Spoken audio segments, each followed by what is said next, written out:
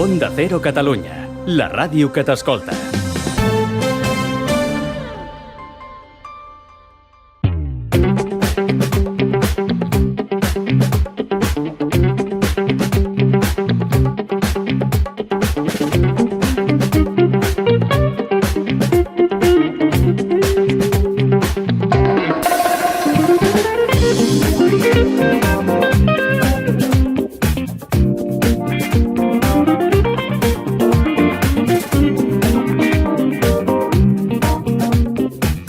Bien, estamos en marcha y vamos a hacer referencia durante unos minutos en nuestro programa al tema de la migraña. En concreto vamos a hablar del lanzamiento de una guía llamada La migraña en el trabajo. Una guía que propone algunas claves para promover precisamente un entorno laboral más inclusivo para personas con migraña. Una guía de la que nos va a hablar en un instante Isabel Colomina, que es la presidenta de AMICE y que además tiene una experiencia personal incluso como paciente. Todo esto viene a cuento precisamente porque, a modo de recordatorio, sepan ustedes que más de 5 millones de personas padecen en España migraña, una enfermedad neurológica que está ya a día de hoy considerada como la 7ª patología más prevalente del mundo y sobre la que, sin embargo, existe un importante desconocimiento social que perjudica, y en algunos casos de forma muy importante, la vida diaria a nivel personal, a nivel social y, por supuesto, a nivel laboral de muchos de los pacientes. Así que hablamos en un instante con la presidenta, como he dicho, de la Asociación Española de Migraña y Cefalea.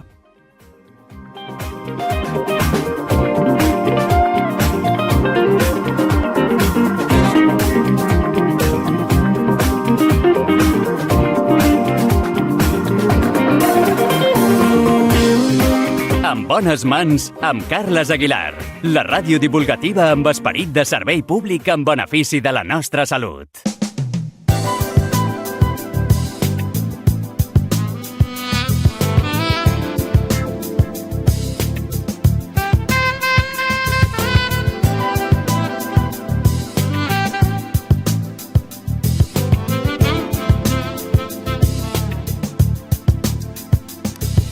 Bien, efectivamente, saludamos a Isabel Colomina. Isabel, buenos días.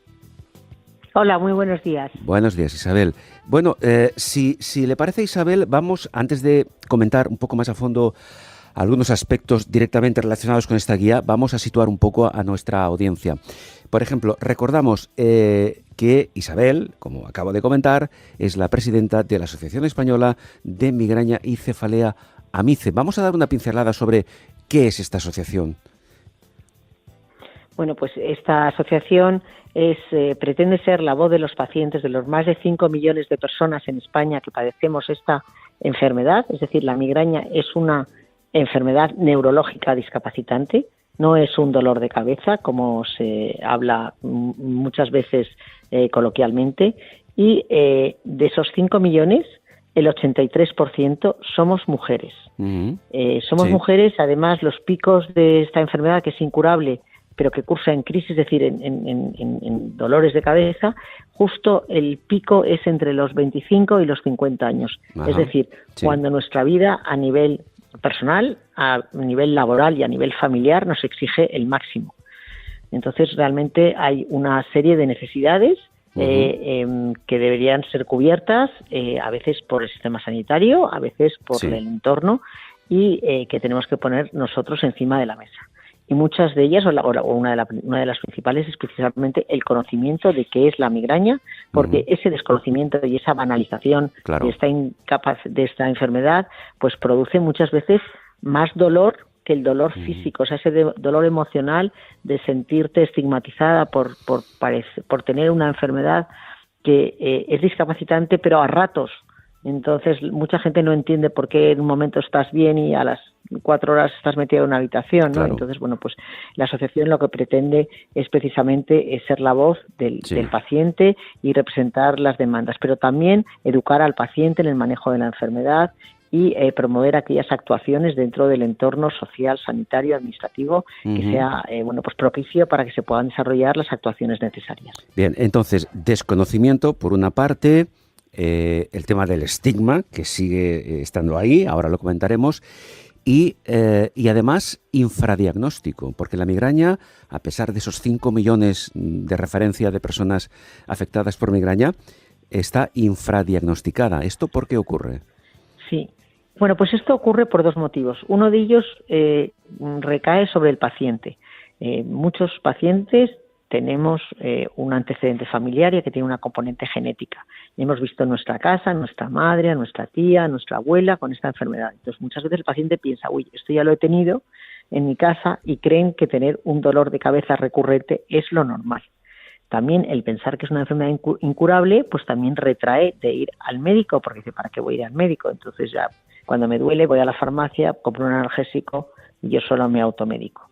Esto es un gravísimo error, porque la automedicación puede llevar a la cronificación de la enfermedad, que es todavía más difícil de erradicar. Sí. Ese es uno de los motivos. Por otro lado, muchas veces también, aunque el porcentaje altísimo de migraña puede ser tratado por el médico de atención primaria, en otros casos necesitaría de tratarse por un especialista. Y hay veces que en el sistema sanitario pues esto pues lleva un camino largo, no es inmediato, y pues hay veces que eso hace que el paciente pues no vaya a donde tiene que ir. Entonces, por eso siempre yo lo que insisto es en el mensaje de que cuando uno tiene un dolor de cabeza recurrente, eso no es normal y tiene que ir al médico para coger o para que le den un diagnóstico. Claro.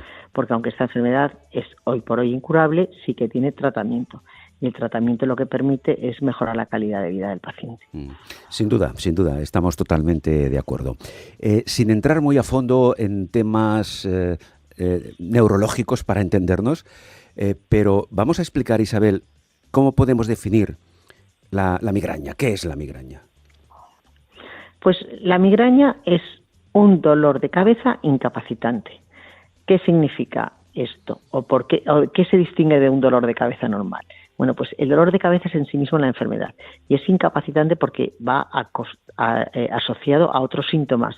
Además de ese dolor que no te permite ni abrir los ojos, muchas veces va acompañado de vómitos, náuseas. Hay gente que tiene migraña con aura, que significa que antes del que empiece el propio dolor tiene unos síntomas como que se le paraliza medio cuerpo, se le borra la visión. Es decir, es una situación en que la Organización Mundial de la Salud equipara la incapacidad de una crisis de migraña con la que produce la ceguera o una crisis de epilepsia. Creo que en estos dos últimos casos nadie cuestionaría nunca cuán incapacitantes son estas situaciones. Pues cuando una persona está con una crisis de migraña es igual de incapacitante. El problema es que como cursa en crisis, es decir, gracias a Dios no estamos todo el día con ese dolor. Bueno, hay gente que tiene dolor permanente, pero si tú tienes 2 crisis al año, al mes, por ejemplo, no es lo mismo que si tienes 8. Y si tienes una crisis al mes, pues a lo mejor son 2 días, es una enfermedad invisible, te quedas en tu casa, estás en una habitación que no puedes oír un ruido, o sea, tienes fotofobia, fonofobia. Claro. Entonces, realmente además el problema es que se producen las crisis por unos desencadenantes, pero esos desencadenantes no son siempre los mismos, ni tampoco son para la misma persona siempre el mismo. Es decir, pues hay algunos, el principal desencadenante es el estrés, los otros son los cambios hormonales. Sí. Hay muchos, los cambios atmosféricos, comer demasiado, comer poco, saltarse una comida. Entonces, hay que entender o estudiar el propio paciente cuáles son sus desencadenantes, pero no siempre es posible identificarlos. Claro. Antes de entrar en el tema de la guía, de esta guía que ha desarrollado, que ha presentado a IMICE precisamente, lo que me gustaría es comentar el tema del estigma. Y lo centramos, ya orientamos el tema en el ámbito laboral. Porque supongo y entiendo que algunas, no sé si todas, pero algunas o muchas empresas no entienden que una persona, pues 10, 5, 15 días al mes, pues no vaya a trabajar porque tiene migraña. Esto a nivel laboral me refiero, porque a nivel personal sería otro tema complementario, pero sería otra cuestión. le puede acarrear muchos problemas a esta persona en su ámbito laboral, ¿no? Exactamente. Primero es un problema de que incluso a veces cuando uno está con una crisis, claro, ese día se queda en casa y el médico va al médico al día siguiente a pedir la baja y el médico le dice, bueno, es que tenía que haber venido usted ayer. Dice, pero ¿cómo voy a venir ayer si Claro. yo ayer estaba en mi cama vomitando? Es que no me podía levantar de la cama. Claro, entonces eso es por desconocimiento. Es decir, cuando alguien tiene, pues no sé, pues una epilepsia, cuando tiene una crisis de epilepsia, nadie le cuestiona que ha tenido una crisis de epilepsia y no ha podido ir a trabajar. Eso es lo que quiero decir. O cuando Sí. una persona es diabética y tiene, pues no soy médico, pero bueno, tiene pues una alteración en el nivel de azúcar o de glucosa en la sangre, pues también sobre una situación a lo mejor que no puede ir a trabajar ese día y nadie le cuestiona. Sí. El problema que yo creo que se solventaría mucho es que nosotros no tenemos una prueba Claro. diagnóstica, es decir, la diagnosis de la migraña se produce por anamnesis del médico, es decir, el análisis de los síntomas que relata el paciente. Sé que se está investigando, por ejemplo, pues, que a través de la saliva o a través de una analítica, El otro que día, se pudiera determinar. Isabel, el otro día hablaba con una experta que seguramente ustedes aquí en AIMICE conocen, con la doctora Patricia Pozo Rosic del Hospital de Vallebrón, una de las mayores expertas del mundo incluso en temas de migraña, y hablábamos precisamente de la esperanza de que se consiga, como ahora comentaba Isabel, un biomarcador que ayude, ya sea pues con una muestra de saliva o con una imagen o con una analítica, a llegar a un diagnóstico exacto de la migraña. Y decía la doctora Patricia Pozo Rosic que ella espera que eso ocurra en los próximos años. Es decir, ella es optimista en este sentido. Sí, conozco por supuesto su trabajo y la doctora Pozo Rosic es una de las expertas mundiales del tema y sé que está trabajando precisamente en ello, porque esto nos ayudaría, la verdad es que mucho. El problema es que como es una enfermedad que cursa en crisis desde el punto de vista laboral, es difícil de entender si no se explica, pero no es porque la gente no lo quiera entender, es que no lo saben. Por eso precisamente hemos hecho una guía para explicar a empleadores, para explicar a los trabajadores y a los compañeros de las personas con migraña qué se siente al tener migraña, para poder mejorar la situación de estas personas, que al final redunda tanto en la empresa como en el propio trabajador.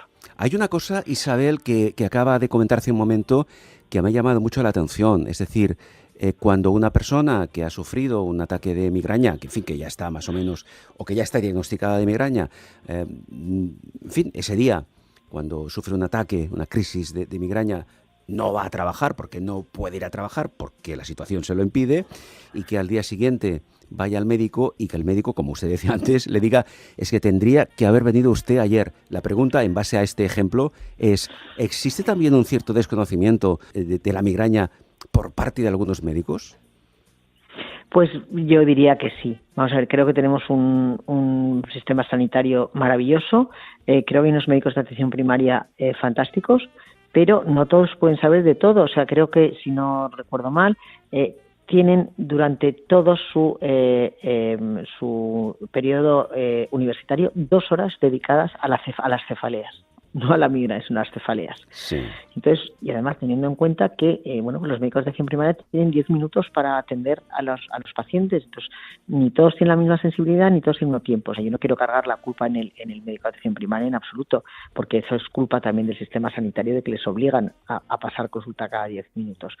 Pero no todo el mundo tiene esa sensibilidad, pero porque no tienen realmente no tienen el conocimiento. Yo hay veces que he ido al médico y me dice, ¿qué hay de nuevo en la migraña? Porque sabe que yo estoy al día en esto, porque pueden, los médicos de atención primaria no pueden estar al día de todo. Yo estoy al día de esto porque estoy todo el día hablando con los neurólogos y estoy hablando con la industria y estoy pendiente, formo parte de la Alianza Europea de Asociaciones de Pacientes de Migraña. Y realmente, pues es que esto, gracias a Dios, en los últimos años ha habido muchos avances desde el punto de vista terapéutico, y eso hace pues que también los médicos, cuando terminan sus carreras, pues haya más vocación de neurólogos que quieran dedicarse a los temas de cefaleas. Vamos a centrarnos en esta guía desde el punto de vista de las empresas. ¿Cuáles son, en fin, los consejos, las sugerencias que se hacen a esas empresas en cuya plantilla seguramente hay 1, 2 o 3 o más, no lo sé, más personas con problemas de migraña y que en muchos casos pues tienen un absentismo laboral periódico en función de las crisis de migraña. Eso por una parte. Y por la otra también me gustaría hablar, Isabel, que nos comentara, Isabel, algo sobre la sensibilidad. En general, habrá empresas que tendrán mayor sensibilidad, otras que no tanto, pero aquellas que no son más sensibles a los problemas de migraña de alguno o de algunos de sus trabajadores, ¿cómo afecta esto al ámbito incluso personal de ese trabajador? Bueno, pues yo creo que respondiendo a la primera pregunta, es verdad que no todas las empresas pueden actuar igual, porque son la estructura o el funcionamiento de una gran empresa donde hay muchos trabajadores, que si lo que es una pequeña empresa donde hay 2 empleados y uno de ellos es el que tiene migraña. Entonces vamos a centrarnos en una cosa que sea media, ¿no? Hemos dicho que la enfermedad nuestra se produce en crisis. Entonces puedes tener 1, 2 o 3 o 5 o ninguna en 2 meses. Lo primero que hacemos desde la guía es explicar qué es la migraña y cómo se desarrolla, de una manera fácil para que el empleador, la empresa, entienda de qué es esto, y que cuando el trabajador le diga, mira, hoy tengo una crisis o ayer estaba fatal, pero yo he venido a trabajar, no piense en ningún momento que el empleado le está contando algo porque lo ve con buena cara y ya está bien. Bueno, es que hace 24 horas estaba en la cama, pero ahora ya se ha recuperado, ¿no? Entonces, primero es una labor de información. Luego, por otro lado, hay una serie de sugerencias de medidas que se puede tomar parte de la empresa. Por ejemplo, en algunos casos se podría llegar a una flexibilidad en el horario de trabajo. Quiero explicarme. Si un trabajador se levanta a las 7 de la mañana con una crisis de migraña, pues en muchísimos casos toma su medicación y al cabo de 2 horas puede salir de su casa e irse a trabajar, porque ya toma una medicación que le alivia el dolor y que puede ir. Pero si el trabajador lo que hace es ir a trabajar a las 9:30 en vez de a las 8, y lo que se encuentra es un empleador que le está diciendo llegas 1 hora y media tarde, sí, claro. En vez de entender, ha hecho el esfuerzo de venir, aunque sea 1 hora y media tarde, pero no quiere perder su día de trabajo.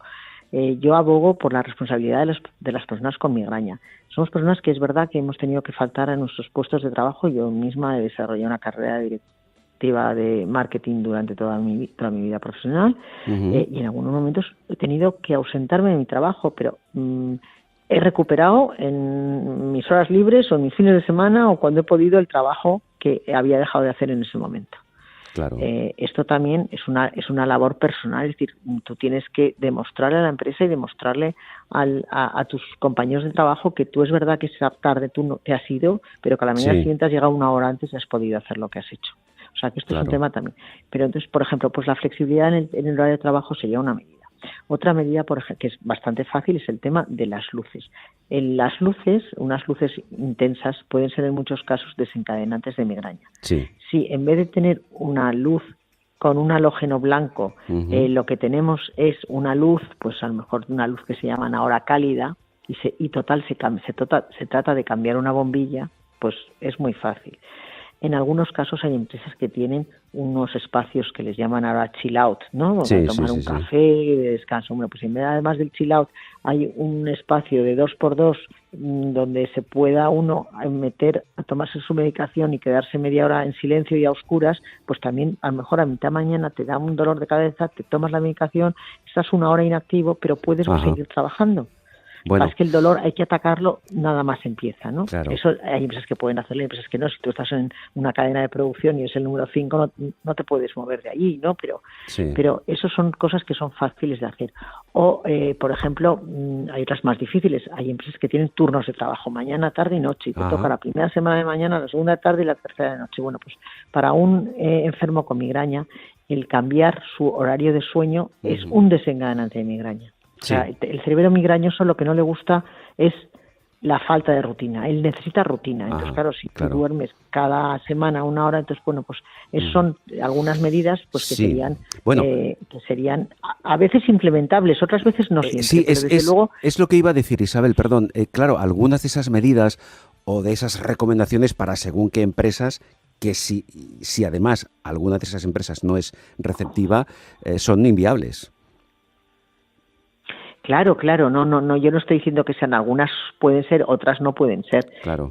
pero bueno, aunque estamos hablando ya que solo el hecho de que la empresa conozca que es una enfermedad crónica, que cursa en crisis y que cuando el trabajador un día no va a trabajar o a las 3 de la tarde se tiene que ir porque no puede más, en vez de esperar hasta las 6, que es su hora de salida, eso ya es mucho. O sea, entonces nosotros creemos que primero la labor de información a la empresa es importante, porque si tú tienes un trabajador que puede trabajar mediodía en vez de 0, para ti empresa es mucho mejor, porque estamos hablando del absentismo, que estamos hablando del presentismo. Sí, sí. El presentismo entendido como las horas en las que estás sin rendir lo que tienes que rendir.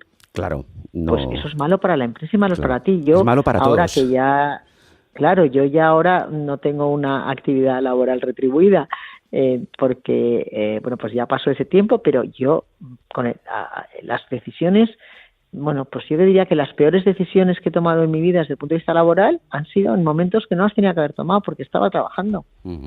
Y cuando uno está con la cabeza que no puede ni pensar, pues seguramente se equivoca al tomar la decisión, ¿no? Entonces yo creo que para la empresa tanto el absentismo como el presentismo es malo. Ya a nadie le gusta estar enfermo y a nadie le gusta estar de baja. Que hay gente que a lo mejor se aprovecha, pues como el que le tiene lumbalgia. También hay algunos que tienen de repente lumbalgia y otros que de verdad tienen una lumbalgia que no saben cómo curarla.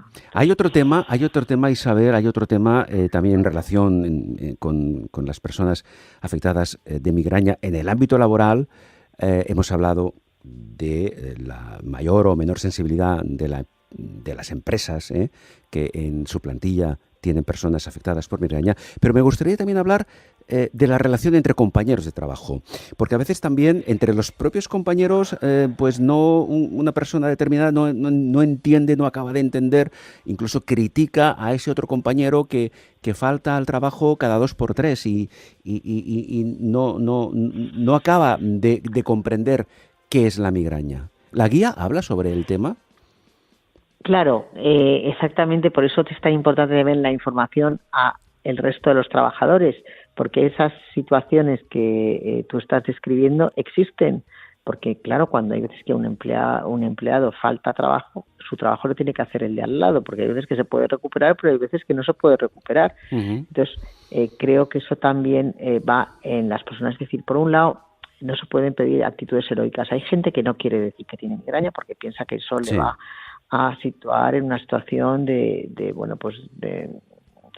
si tiene que hacer una promoción, a mí no me van a promocionar si tengo migraña, ¿no? Entonces, pues ahí cada uno es una opción personal y respetable. Pero cuando tú explicas las cosas, la gente las entiende. La gente no entiende porque desconoce lo que es la migraña y cree que es un dolor de cabeza. Por eso no entiende. Perdón. Hay gente que cree que es un dolor de cabeza, efectivamente. Hay gente que cree que es un simple, entre comillas, o de simple dolor de cabeza. Y hay otras personas, espero que sean las que menos, que dicen que es una excusa simplemente, que se utiliza por motivos personales. Bueno, pero yo siempre digo una cosa, que mira, la migraña no se puede ni disimular ni simular. Yo y todos los pacientes de migraña, cuando tú tienes una crisis, la cara se desencaja. O sea, es un dolor invisible, se dice, porque no te ven, porque te has ido a tu casa o estás en el cuarto de baño. Pero cuando tú estás cerca de una persona con migraña y le ves la cara, está desencajada. O sea, es otra cara. Yo recuerdo, cuando yo trabajaba en una empresa y cuando los lunes iba a trabajar teníamos comité de dirección. Mi jefe, era una mesa circular, y mi jefe se sentaba enfrente. Y cuando me miraba, me hacía así con el dedo hacia arriba o con el pulgar hacia abajo, porque él sabía perfectamente cómo había llegado yo a trabajar el lunes por la mañana. Y eso que yo llegaba perfectamente arreglada, maquillada, da igual. Cuando tienes mala cara es que se nota, ¿no? Entonces, pues como en todos los ámbitos hay gente que se escuda en alguna situación, pero yo quiero pensar que son los mínimos. Y además hay otra cosa que afecta mucho a los pacientes de migraña, es decir, además del dolor físico, el dolor emocional, de sentirse incomprendidos, porque eso es lo que nos pasa, a veces incluso en el ámbito familiar, en el ámbito social, que nadie entiende que por qué tú no has ido a esa celebración que era tan importante para el celebrante. No sé, me hubiera encantado ir a tu boda, pero es que no me podía mover de la cama, ¿no? Entonces, pues yo creo que esa incomprensión que sentimos los pacientes es muy, muy dolorosa. Y eso muchas veces lleva a situaciones pues incluso de depresión, de ansiedad. Entonces lo que tenemos, el arma que tenemos para luchar contra esa incomprensión es contarles a los demás cómo nos sentimos, pero no es que sea un tema particular, es una enfermedad neurológica discapacitante. O sea, no somos personas que nos escudamos en algo para dejar de hacer nuestro trabajo o acudir a nuestras citas familiares o sociales, porque cuando tenemos hijos pequeños, y eso lo hemos visto muchas veces, para una madre o para un padre no poder disfrutar, no te digo ya cumplir sus obligaciones, digo poder disfrutar de sus hijos un domingo en el parque, mientras está el niño o la niña con su vecino o con su otro progenitor, mientras el padre o la madre, en este caso digo la madre porque hemos dicho que el 83% somos mujeres,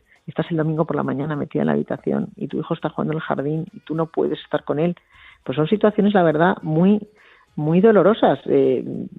Conozco a alguien muy cercano que el día de su boda, entre la iglesia y la celebración, tuvo que ponerse un analgésico vía intramuscular porque no podía del dolor. ¿Alguien quiere estar el día de su boda enfermo? Sí, entiendo, efectivamente. Es que además pasa que el estrés es la primera causa desencadenante de crisis. Claro, muchas veces pues pasan estas cosas que en situaciones de celebración familiar o que tienen mucho ruido, pues no podemos. Y luego hay una cosa que me gustaría también recalcar, que es la corresponsabilidad del paciente en la gestión de su enfermedad. Es decir, el paciente de migraña tiene que ir al médico, tiene que tener un diagnóstico, tiene que tener una prescripción médica si así lo considera el profesional sanitario, pero además tiene que ser consciente de que esta enfermedad requiere un estilo de vida saludable y adecuado a nuestra enfermedad. Pues igual que el diabético no puede tomar pasteles, nosotros no podemos saltarnos las comidas, al revés, lo que tenemos que tener es tener un hábito regular de sueño, hacer ejercicio físico siempre y cuando no hay una crisis de migraña,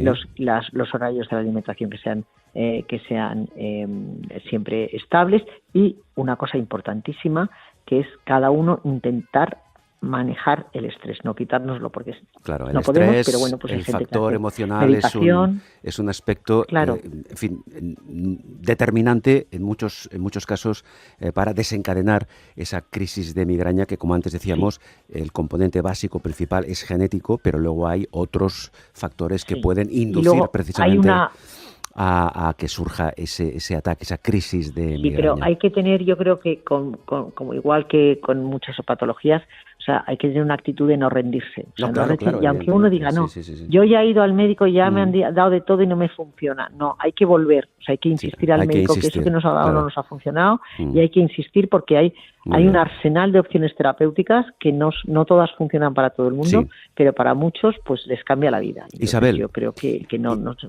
puede rendir uno. Isabel, dos cosas más antes de concluir. Primero, ¿cómo se puede acceder a esta guía?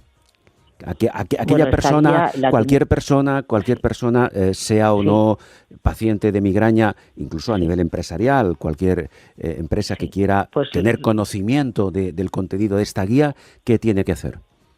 Pues mira, lo más fácil es en nuestra página web, que es dolordecabeza.net, está la guía que se pueden descargar. Muy bien, así de fácil. Así de fácil. Sí. Y por último, cualquier persona, que sea paciente de migraña o que en su entorno familiar directo tenga una persona con migraña que quiera contactar con AEMICE, ¿cómo puede hacerlo? Bueno, pues lo puede hacer en AEMICE, en nuestra página web.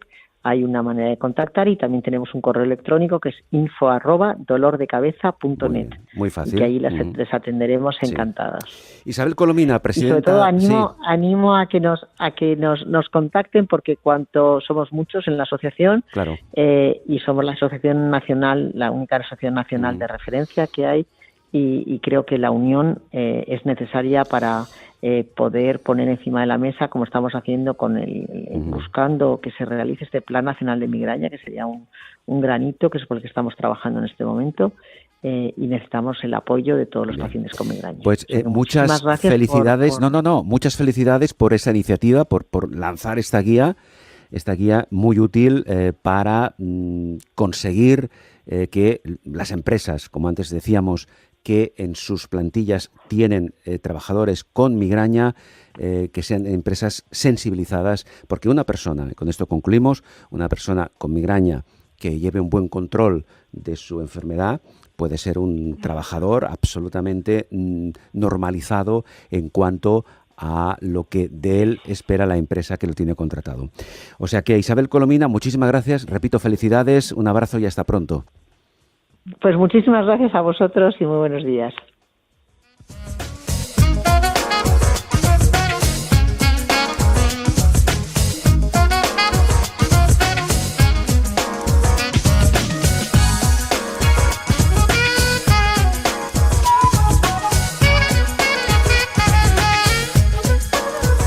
En bones mans amb Carles Aguilar. Una proposta radiofònica que parla del que més interessa, la nostra salut. Onda Cero Catalunya, la teva ràdio.